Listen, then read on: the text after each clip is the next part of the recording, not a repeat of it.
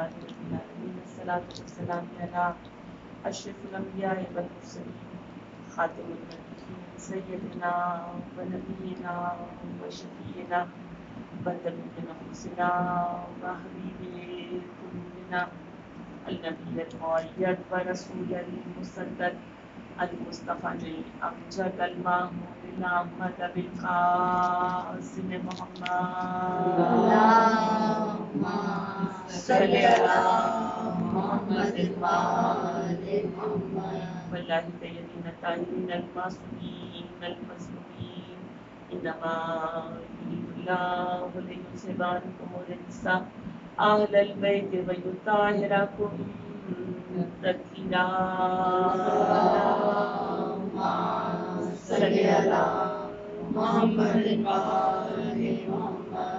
أما بعد فقد قال الله تعالى تبارك في كتابه المجيد والفرقان الحميد بسم الله الرحمن الرحيم وأما بنعمة ربك فحدث. صلوات محمد اللهم صل على محمد وآل محمد. نہ باغ خلق نہ دامان دور خلق کیا، نہ کوہ دور بنائی نہ دور خلق کیا، بنایا دہر کو جب اس بنانے والے نے تو سب سے پہلے محمد کا نور خلق کیا. اللهم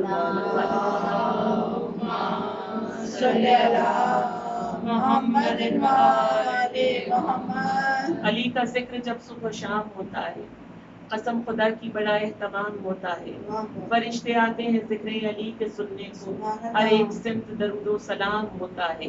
اور بتا دیا ہے یہ میثاق میں ہر زمانے کو کہ دار پر بھی علی بے مثال ہوتا ہے، کہ دار پر بھی علی بے مثال ہوتا ہے. علی ہو سامنے اور کروں ثنائے علی، میرے خیال میں میرا امام ہوتا ہے. نعرہ حیدری، حیدری، نعرہ صلوات. اللهم صل على محمد وآل محمد.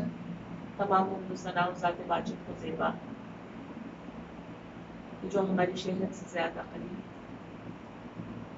کہ جس کو رحمان کہہ کر پکارا تو اس نے رحمتوں کے دروازے کھول دیے، جس کو رحیم کہا تو اس نے گناہوں کو بخش دیا.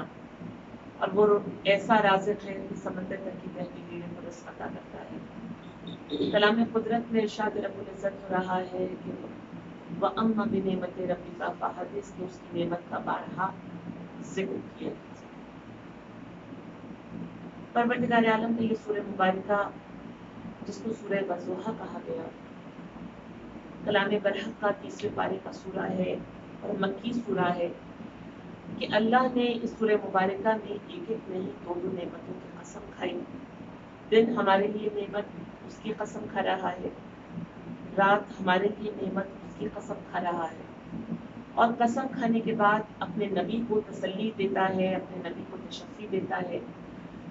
اے میرے نبی گھبرائیے مت، پریشان مت ہوئیے کہ عنقریب آپ کو اللہ اتنا عطا کرے گا، اتنا عطا کرے گا کہ آپ خوش ہو جائیں. سبحان اللہ. اور کہا کہ میرے حبیب کیا تم یتیم نہیں تھے کہ ہم نے تمہیں پناہ دی؟ کیا تم بے زر نہیں تھے کہ ہم نے تمہیں مال و زر عطا کیا؟ بس میرے حبیب کسی سائل کو جھڑکنا نہیں، کسی یتیم پر ظلم نہیں کرنا، اور خدا کی نعمت کا بارہا ذکر کرتے ہیں.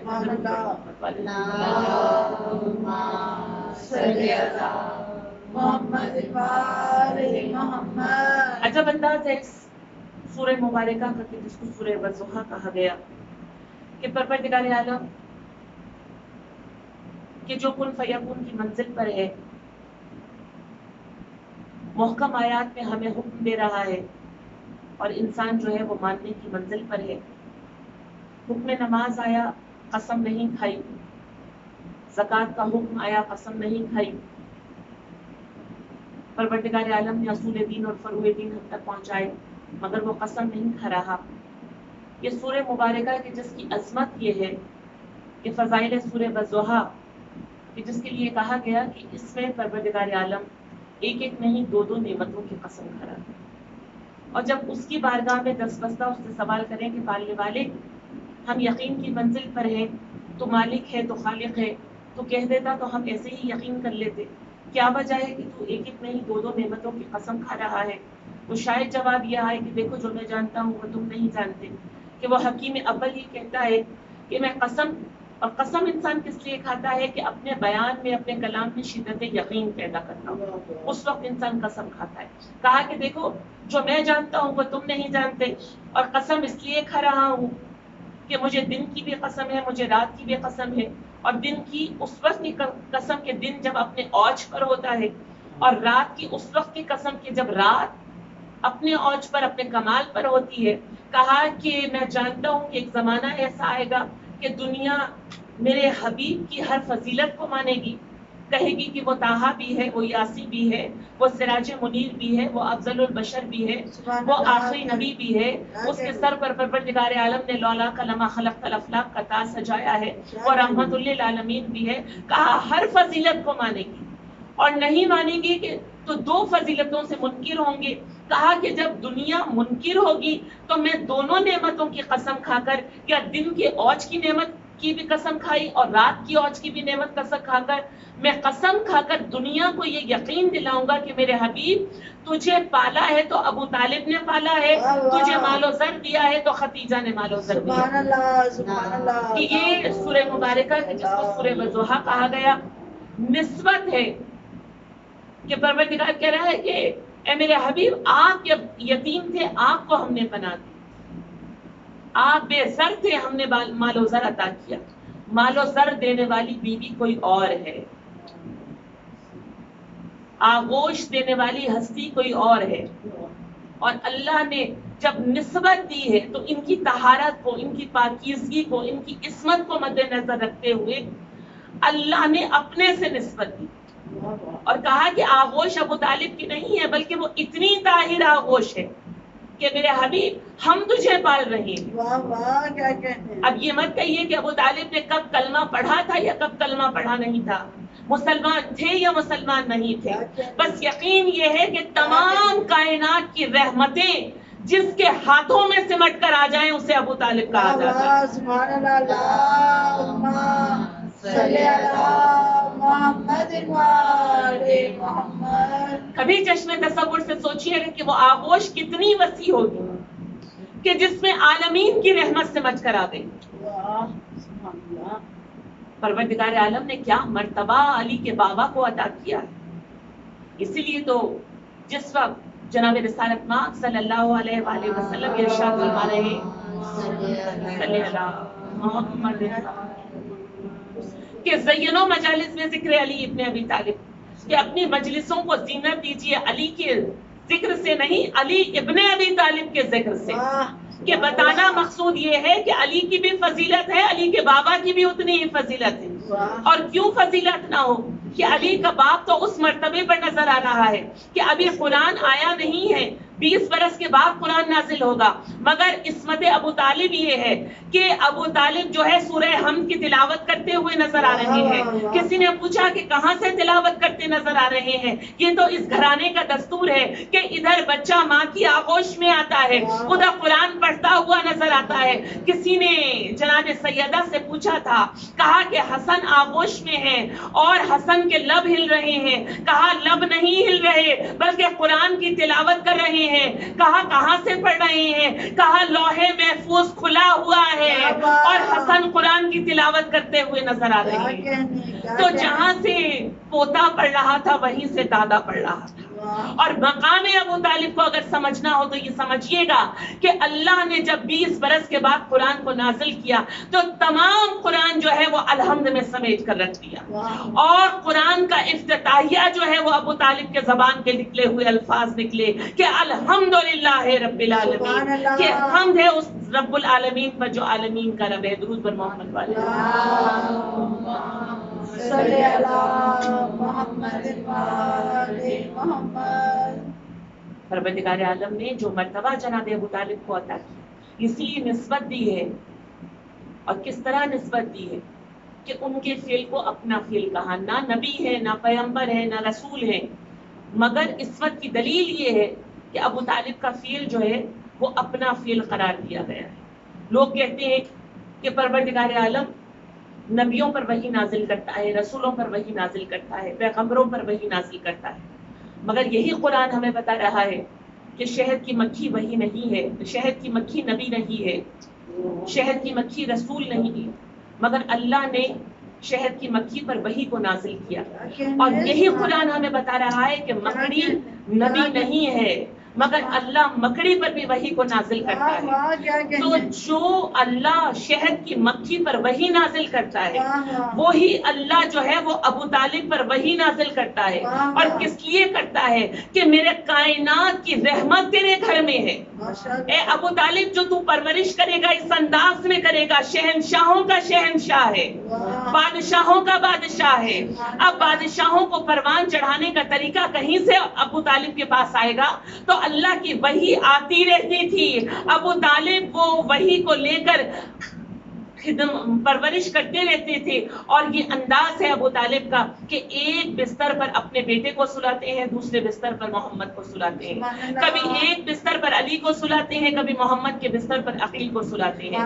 اور یہی وجہ ہے کہ انداز ابو طالب یہ نظر آیا کہ جب دسترخوان بچتا ہے تو ایک مرتبہ اتنا خوبصورت دسترخوان ابو طالب کے گھر میں سجتا تھا کہ اپنے ہاتھوں سے کھانا چنتے تھے اور پہلا لقمہ محمد مصطفیٰ کے منہ میں دیا کرتے تھے، دوسرا لقمہ علی کے منہ میں دیا کرتے تھے. کہ گویا جس کا دسترخوان یہ ہے کہ جس کے دسترخوان سے رسالت بھی رزق لے رہی ہے، جس کے دسترخوان سے امامت بھی رزق لے رہی ہے، اس کا دسترخوان کتنا وسیع ہوگا. سبحان اللہ. اسی لیے کسی نے کہا کہ خدا کے قرب میں اتنا قبول ہو جائے، ہر ایک نعمت حق کا حصول ہو جائے. رئیس مکہ یہ کس قدر شرف ہے تیرا، یتیم در پہ پلے تو رسول ہو جائے. درود محمد صلی اللہ محمد وآل محمد. اور یہی ابو طالب کہ جس نے اس اسلام کے درخت کی آبیاری کی ہے، اور کس انداز میں آبیاری کی ہے کہ اسلام کے شجر کے جڑ میں ابو طالب کا خون نظر آتا ہے. اور کس انداز میں نظر آتا ہے کہ کربلا میں ایک نہیں 72 ابو طالب تھے. یہ ابو طالب کہیں اون محمد کی شکل میں ہے، کہیں عباس کی شکل میں ہے، کہیں علی اصغر کی شکل میں ہے، اور کہیں ابو طالب 18 برس کی جوانی کی شکل میں نظر آ رہے ہیں. عزاداران امام، وہ قیامت کی منزل ہے کربلا کے بن میں کہ جب ہر ماں اپنی قربانی کو تیار کر رہی ہے، کہ وہ شب جس کو ماؤں کی رات کہا گیا.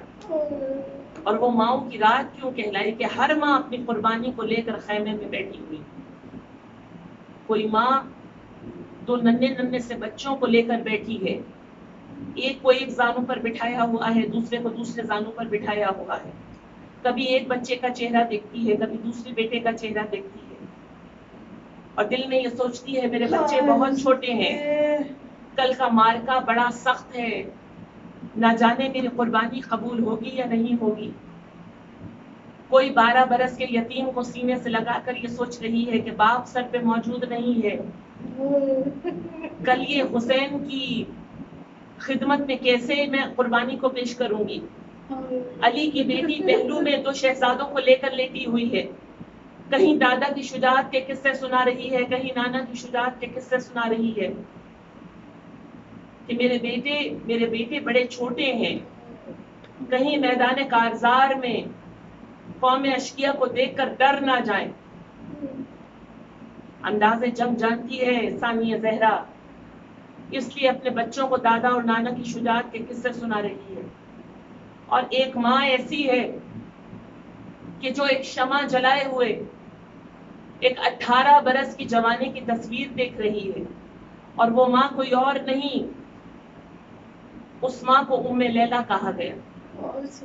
اور یہ کون لیلا ہے؟ عرب کے حسین خاندان کی حسین بہو، کہ جس کا حسن بے مثال ہے. اور کتنا بے مثال حسن ہے کہ جس کے حسن کو 14ویں کے چاند سے تشبیہ دی جاتی. لیلا کی آغوش میں وہ بیٹا آیا کہ جو حسین نے دعاؤں کے نتیجے میں مانگا ہے. اور میرے مولا نے کیا مناجات کی تھی کہ پروردگار عالم ایک ایسا بیٹا عطا کر کہ جو صورت میں، جو سیرت میں، جو کردار میں، جو گفتار میں وہ میرے نانا کی شبیہ. کہ جب میں نانا کے چہرے کو دیکھنا چاہوں تو اس کے چہرے کو دیکھ لوں، جب میں نانا کی آواز کو سننا چاہوں تو میں اس کی آواز کو سن لوں۔ ادھر حسین نے دعا کی، ادھر حسین کی دعا کا نتیجہ بن کر علی اکبر ماں کی آغوش میں آ گئے۔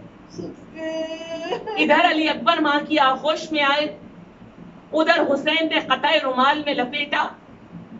علامہ اظہر حسن کا جملہ کہ قطع رومال میں لپیٹ کر خدا کے گھر میں ایک طاق میں علی اکبر کو رکھ دیا۔ کوئی بزرگ موجود نہیں تھا۔ ثانیہ زہرا اپنے حجرے سے باہر آئیں، خدا کے گھر میں گئی، 2 رکعت نماز پڑھی، نماز پڑھ کر کہا بار الہ گواہ رہنا کہ تیرے گھر سے اپنا بیٹا لے کر جا رہی۔ جب اپنے گھر میں اکبر کو لے کر آئی ہیں تو تاریخ نے کہا اس انداز میں اکبر کی پرورش کی جیسے کوئی ماں پالتی ہے۔ علی اکبر کے چہرے پر ایک نقاب رہتا تھا، جب علی اکبر مدینے کی گلیوں میں جاتے تھے تو وہ نقاب چہرے پر ڈال دیا جاتا تھا، کہیں علی اکبر کے حسن کو کسی کی نظر نہ لگ جائے۔ اور جب واپس آتے تھے تو زینب نظر اتارا کرتی تھی، اور جب مدینے کی عورتیں زینب سے ملنے کے لیے آتی تھی تو علی اکبر کو پردے میں چھپا دیا کرتی تھی، چھوٹے چھوٹے سے لقمے بنا کر علی اکبر کے منہ میں دیا کرتی تھی۔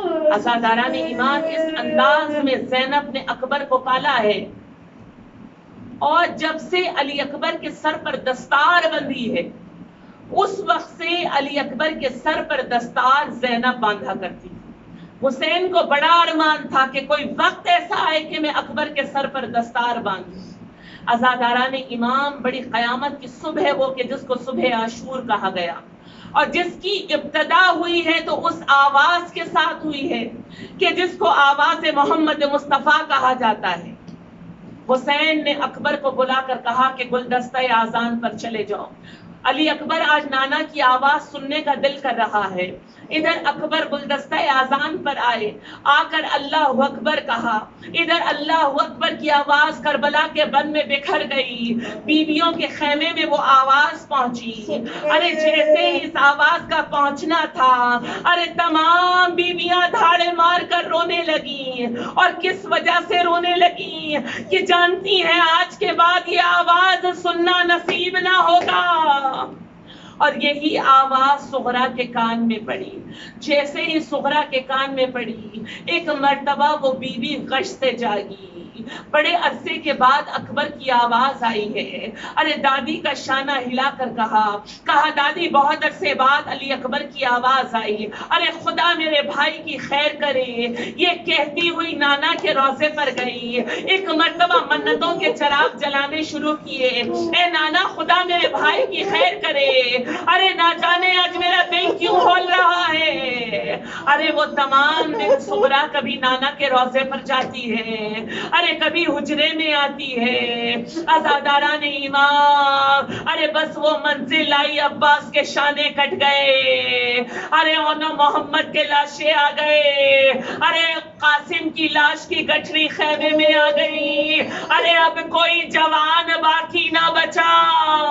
ایک مرتبہ علی اکبر ماں کے پاس آئے، ارے ماں سے جنگ کی اجازت مانگی، ارے ماں نے کہا اکبر پھوپھی نے پالا ہے۔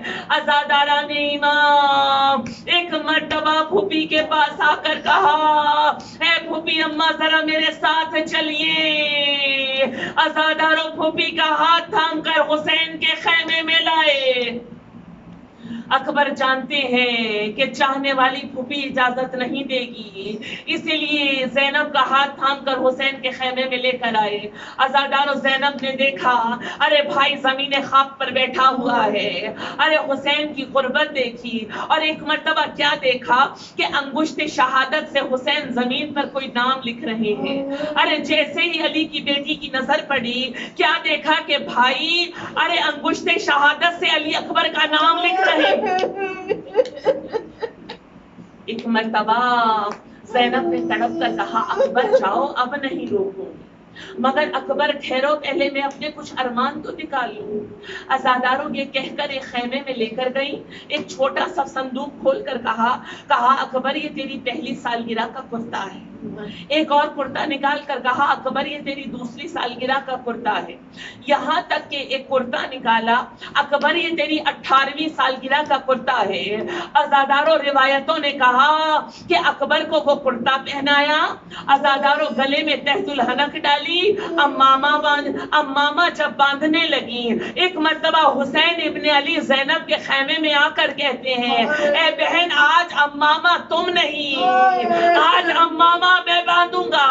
ارے بڑا ارمان تھا کہ کوئی وقت آئے اور میں اکبر کے سر پر امامہ باندھوں. عزاداروں کو منزل آئی ہے, حسین کے ہاتھ میں امامہ ہے, اکبر کا سر جھکا ہوا ہے. حسین نے آگے بڑھ کر امامے کا ایک پیچ باندھا.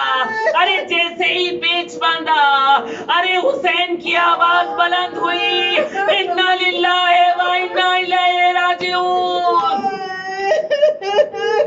عزاداران امام ہر پیچ پر حسین انا للہ کہتے رہے. عزاداروں جب اکبر تیار ہو گئے, ایک مرتبہ زینب نے نظروں ہی نظروں میں اکبر کی بلائیں لی ہیں. عزاداروں جب اکبر جانے لگے, ارے راوی کہتا ہے بار بار خیمے کے در کا پردہ اٹھا ہے اور گرا ہے. اے لوما سے ہم شبیہ پیمبر ہوئے خدا, عابد کو غش سے ہوش میں لا کر ہوئے جدا, سب بیویوں سے آہ برو کر ہوئے جدا, اور نکلے جو خیمے سے تو کسی کو نہ کل پڑی, ہر بیوی ساتھ کھولے ہوئے سر نکل پڑی. اکبر چلے ہیں, بوڑھا باپ پیچھے پیچھے چلا ہے. اکبر نے مڑ کر کہا بابا واپس پلٹ جائیے, مجھ سے جایا نہ جائے گا. یہ کہہ کر اکبر کا گھوڑا آگے بڑھا. ارے پھر دیکھا, پھر بوڑھا باپ پیچھے پیچھے آ رہا ہے. ارے حسین آپ کی قربت پہ قربان ہو جائے. جب تیسری مرتبہ علی اکبر واپس پلٹے, میرے مولا نے ایک جملہ کہا اکبر کاش کوئی تیرے جوان بیٹا ہوتا. تو پھر میں تجھ سے یہ سوال کرتا کہ جوان کو مرنے کو بھیجنا کتنا مشکل ہوتا ہے. عزاداران امام اکبر میدان میں گئے, حسین ایک ٹیلے پر کھڑے ہو گئے. کبھی اکبر میسرہ میں ہے, حسین کی نگاہیں میسرہ میں ہے. کبھی اکبر میمنہ میں ہے, حسین کی نگاہیں میمنہ میں ہے. عزاداروں یہ اکبر وہ ہے کہ جس کے چہرے کو دیکھ کر حسین جیتا ہے. ایک مرتبہ کربلا میں وہ وقت آیا کہ علی اکبر چھپ گئے. جب لیلا کا چاند بادلوں میں چھپا, حسین کے چہرے کا رنگ متغیر ہو گیا. ادھر حسین کا چہرہ سرد ہوا, ادھر فضا کے چہرے پر سردی آئی. جب فضا کا چہرہ سرد ہوا, ارے زینب کے چہرے پر سردی آ گئی. ام لیلا نے اس سردی کو دیکھا, سر سجدہ معبود میں گرا کر کہا اے یعقوب کو یوسف سے ملانے والے, آج حسین کو اکبر کا آخری دیدار کرا دے. ماں کی دعا بیٹے کے حق میں قبول ہوئی. علی اکبر واپس پلٹے. عزاداروں حسین ابن علی کے پاس آ کر کہتے ہیں بابا اگر 2 گھونٹ پانی کے مل جاتے تو میں جنگ کا نقشہ بدل دیتا. حسین نے اپنی سوکھی ہوئی زبان اکبر کے منہ میں دی. جیسے ہی زبان کا اکبر کے منہ میں آنا تھا, کہا بابا آپ کی زبان پر تو کانٹے پڑے ہوئے ہیں. حسین نے اپنے ہاتھ کی انگوٹھی اتار کر اکبر کے منہ میں دے دی. ساقی کوثر کے پوتے ہو, اکبر ساقی کوثر تمہیں کوثر پر سیراب کریں گے. ارے اکبر وہ انگوٹھی لے کر چلے. عزاداروں میدان میں پہنچے اور فوجیں سمٹنے لگیں. اتنی سمٹی, کہیں سے تلواریں آئیں, ارے کہیں سے بھالے آئے. حسین ابن نمیر کہتا ہے ارے میں نے اکبر کا طواف کیا, ایک مرتبہ میں نے نیزہ چلایا, نیزہ چلا کر جو واپس کھینچا, ارے نیزے کی انی اکبر کے سینے میں رہ گئی. واحد شہید کربلا تھا کہ جس نے حسین کو پکارا تو اس انداز میں پکارا یا بتاؤ علیکہ منی سلام. بابا جوان بیٹے کا آخری سلام قبول کر لیتے. پر परवरदिगार आलम खुदा हमारे इन आंसुओं को अपनी बारगाह में कबूल और मंजूर फरमाए। उस माँ को पुरसा दीजिएगा जिसने कैसे अकबर के लाशे को देखा था, उस भूमि को पुरसा दीजिएगा, अरे जिसने माँ बनकर पाला है। आजादारों, जब ये मंजिल आई है ना, अकबर की आवाज बुलंद हुई है, हुसैन चले हैं। कैसे चले हैं हुसैन? अरे जैसे तुरबते बतूल पर आए थे, घुटनियों के बल चलते हुए, कोहनियों का सहारा लेते हुए लाशाए अकबर पे पहुंचे। आकर क्या देखा? जवान बेटा एडिया रगड़ रहा है। हाय हुसैन की बेकसी, हाय हुसैन की गुर्बत।